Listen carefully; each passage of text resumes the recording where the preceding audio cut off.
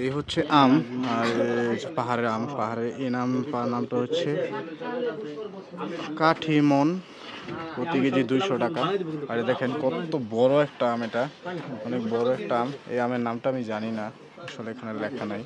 এটা হচ্ছে সূর্য ডিম, আমটা হচ্ছে সূর্য ডিম। এখানে সূর্য ডিম পাওয়া যায়। আর হচ্ছে মল্লিকা।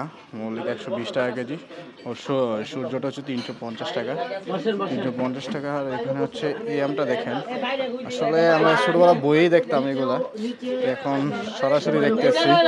হ্যাঁ, ব্যানানা প্রতি কেজি 150 টাকা। আর এটা হচ্ছে কিউজাই। কিউজাই কেজি প্রতি কেজি 200 টাকা। কিউজাই 200 টাকা। আর এখানে দেখেন এই আমের নামটা আমি জানি না, আসলে এখন ব্যস্ত বলে বলতেছে না। এটা হচ্ছে কিং অফ চাষপাত, 180 টাকা। কিং অফ চাষপাত। এটা হচ্ছে ডাকমাই। ডাকমাইয়ের কেজি হচ্ছে যে আপনার 250 টাকা।